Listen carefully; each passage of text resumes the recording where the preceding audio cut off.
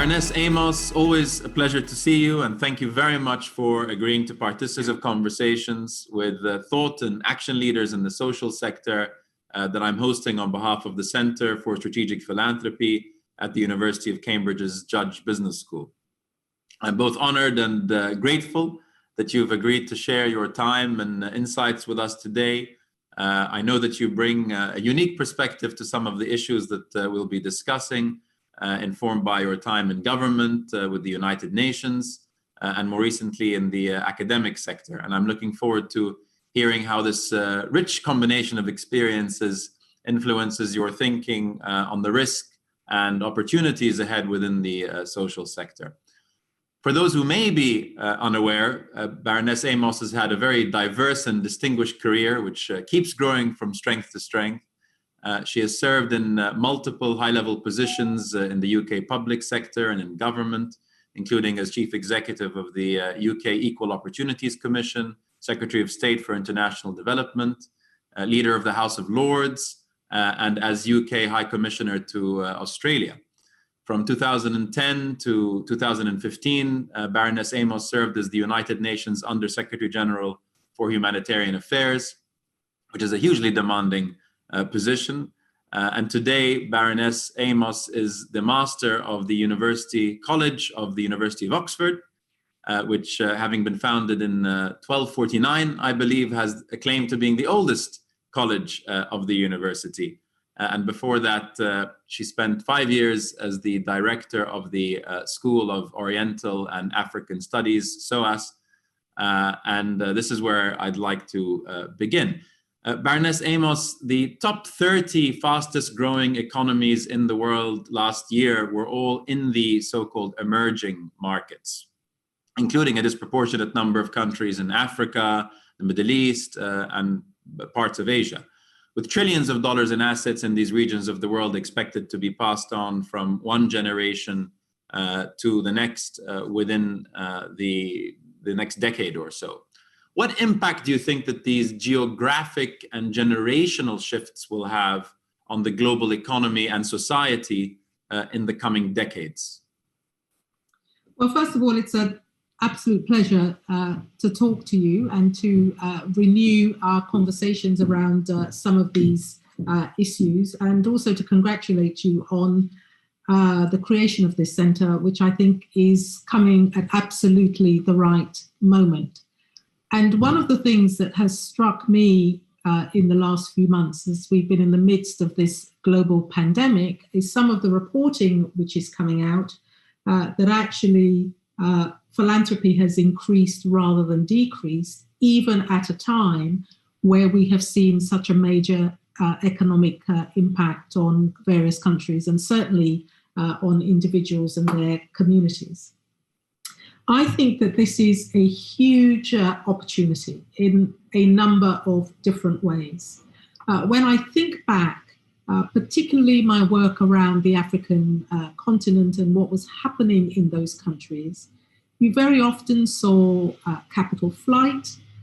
In terms of philanthropic efforts, what you saw were investments in as it were, family interests. There wasn't necessarily a strategic approach to philanthropy. And I think over time, this has changed and changed significantly with more of a targeted and, dare I say it, business kind of focused approach on thinking through exactly what the philanthropist would like to achieve with the investment that they're making in whatever issue.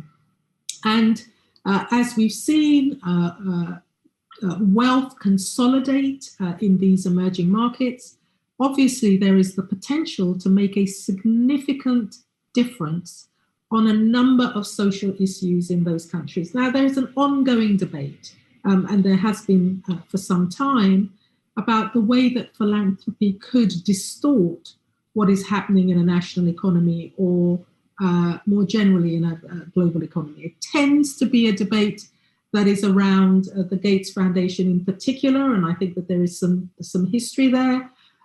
which has precipitated that discussion. But certainly if you're talking about emerging economies, where even with rapid growth, the kind of investment that you need to see in various, particularly social sectors, like education, is not necessarily going to happen at the scale or the scope that's needed to make a difference in those countries. I think philanthropic investments can make a huge difference, but how you marry that up with the priorities of the country itself and the needs of that country's citizens, I think is going to be a major question going forward. Absolutely. This year's headlines have obviously been dominated by the immediate human and economic consequences of the COVID-19 pandemic. Looking into the distance, however, what do you think the lasting impacts of this pandemic will be on the social sector in particular, and for young women and men who are considering careers in the sector, or aspiring philanthropists who are starting out on their philanthropic journeys? What should they be aware of in terms of risks and opportunities for engagement? So this is a moment which could be hugely transformational in both a positive and a negative way.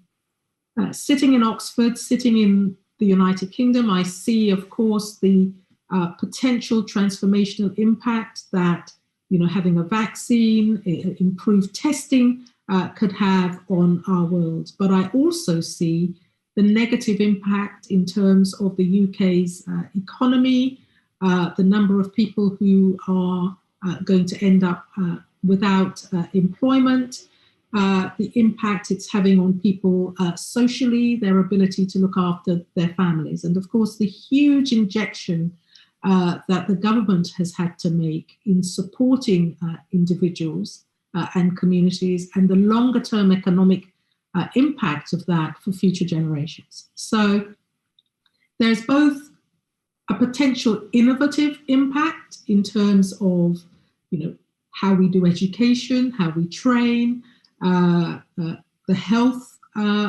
impact of this, what happens in terms of technology, that debate that was going on in the last few years with respect to AI. Can we come back to this and look at what that will mean? My concern, however, is really in the area of innovation, technology, and the social sectors, if you like, and how we can perhaps link those issues and really use philanthropy to not really just kickstart, but transform some of the debate and the discussion. I mean, what we've seen in the last few months are significant changes that would have taken years to make without this pandemic. But what the pandemic has done is accelerated those changes in some areas in a very, very positive way. So what I would say to anyone who is looking at how to really grasp the positive opportunities around this is to see where we have managed to leapfrog in some areas. But I would also want potential philanthropists to be thinking about some of the more challenging areas of our society. So technology is sexy, health benefits is sexy, education to a certain extent is sexy, agriculture not so much so, despite the huge challenge this is for so many societies, so many emerging economies, particularly in sub-Saharan Africa, but not only in sub-Saharan Africa. This is also an issue, I think, in terms of the Middle East and the kind of innovations that we have seen in a region where it is not possible to grow, for example, everything that is necessary to keep people food secure. So issues around food security, agriculture, energy going forward. I mean, climate change has become so much more present in our lives. Environmental sustainability has become so much more of an issue. So again, in a region where you are having to look at energy transformation and how to transform your economies from one that is oil dependent as the world shifts, I think there are some huge opportunities here for transformation and change. So staying with the youth and technology, I'd like to ask what you feel the effects of behavioral shifts and the pervasiveness of technology, as you talked about, on the field of philanthropy. So how do you think that the youth of today will change the way that philanthropy is practiced in the future, not just through the increasing use of technology, but also in other ways? So I think that there is an issue here about culture. And I think that if we look at what I think about as the sort of two big activist movements that we have seen this year, the first around environmental sustainability and climate change, the second around Black Lives Matter, which really roots into issues around equality and justice and inclusion. I think our young people are so interested in what kind of societies are they going to inherit. And you asked about risks before, and I didn't really address your point about risk. But I think part of the risk is if we don't take our young people with us, if we don't marry or integrate or align these concerns about these wider issues with concerns about rights, equality, and inclusion, then we will end up with societies which become even more fragmented rather than more connected.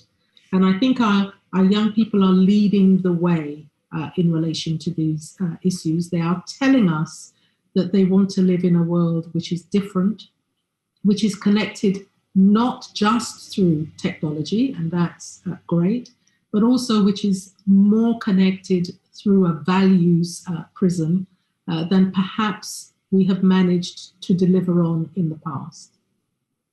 So on that note, cooperation and collaboration, or the lack of it, can make a difference between stability and chaos, as has been so clearly demonstrated in the run-up to, and I think during the COVID pandemic. I recall through my exposure to the humanitarian sector as a member of the UN Secretary General's high-level panel on humanitarian financing, which you nominated me to, the challenges to inspire collaboration between the business sector and a sector which serves the most vulnerable children, women, and men of the world were incredible. You have plenty of experience across all sectors. What makes for a truly successful collaboration between business, government, academia, and philanthropic institutions and actors? Well, partly what we have seen in the last few months is that crisis forces collaboration. The kind of speed that we have seen in terms of the development of the vaccine, going back to the COVID example, the very close work between academia and private sector pharmaceutical organizations, the collaboration we have seen between the different programs going on at Oxford, Imperial, and elsewhere, all of this points to the importance of partnership collaboration. So I think crisis forces that. I think the global nature of the challenges that we face, so these aren't challenges that can be contained within borders. The cost of a lack of action are significant. No one government can do this on its own. So it's also pointed to the importance of our multilateral system, even though I think part of the downside of that is to show us very clearly that that is a system that requires speedy reform. And how we do that, I think, is still an area that we haven't quite managed to grasp, given the individual interests of the countries that make up that multilateral system, but also going back to the importance of partnership and collaboration. This can't just be intergovernmental. it has to work across different sectors of society as well. So I think that there are great opportunities there. There are a lot of potential downsides that we have to work on. Financing of yes. which again, we are talking about huge amounts of resourcing. And again, that is going to require collaboration, because countries definitely cannot do it on their own. Our multilateral organizations are funded, mainly through governments, but also through philanthropy. So there's a forcing of collaboration here, which I think is a good thing. So moving to a sector that you're currently engaged in, I'd like to ask you about the changing role of education and the disruptive trends that we've seen over the years that are perhaps challenging educational institutions around the world to adapt to a brave new world. I've been appointed to a newly formed UNESCO International Commission on the Futures of Education that seeks to reimagine how knowledge and learning can shape the future of humanity and our planet, not for the faint-hearted. The discussions we're having to predict the changes over the next half century are complex, to say the least. But how do you see education pivoting, if at all, to accommodate new societal expectations? And what role does philanthropy play to ensuring that this transition doesn't leave anybody behind, especially in many regions of the world that have traditionally been underserved by the education sector? Education has to shift, and indeed has shifted. I mean, I'm sitting here in Oxford. I was in London at SOAS. Within a few days in March, we pivoted. We moved so much of what we were doing online. Many of our academics, just stepped up to the plate at that point. Many who would have told you technology is not my thing, and we continue to see that growth and development and expansion of ideas in terms of what traditional educational institutions have done. I think what the opportunity that this gives us is really to think about what we have talked about a lot in developed countries, and where I think in developing countries, in emerging economies, they have the opportunity to leapfrog, is that we talk very often about an educational system which is a continuum from primary education through higher education, whereas there is a focus not just on the academic elements of this, but also on the vocational, on training and on development. And what the last few months has shown us is that we need to be able to help people to reskill very, very quickly. So we need the research, the academic piece. We need the thinking forward, to be thinking outside of the box. Our scientists are so brilliant at this. We need the collaborations across institutions to help us to deliver this. But I think it opens up that opportunity to think about a wider education arc, and how within that education arc, we can not only have that elite excellence in terms of higher education, but also how we can really bolster and put in place the resources that we need to enable us to think about knowledge, policy development, training, skills development in a very, very different kind of way. And how we can really deliver what we've talked about for a long time, which is, across the world, the resourcing of education to enable every child, and of course this is a massive global ambition, but to enable everyone to fulfill their potential. And we know that where governments in emerging economies are able to really resource education, it makes such a difference to them nationally, but also in terms of how they are able to position themselves in a global context. You're sitting there in Dubai.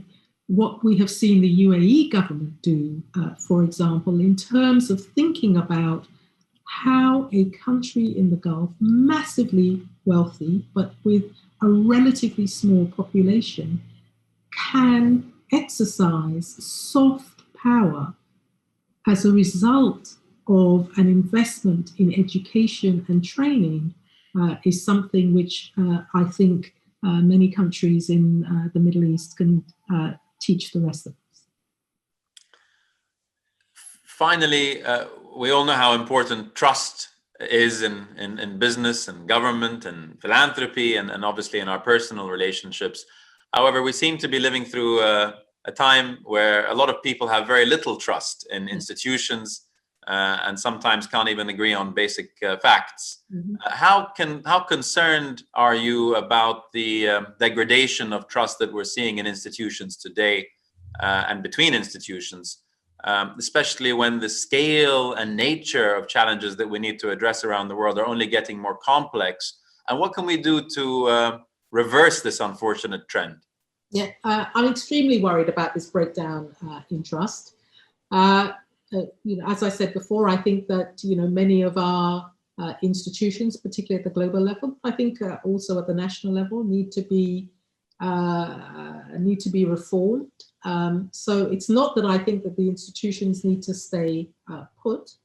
I am all in favour of reform, reflecting the changes in our wider society, but located within a set of principles and values that we think are important. My worry is that as people have less and less confidence, particularly in the political institutions, but more broadly, within that, there is a sense that we don't need these institutions at all.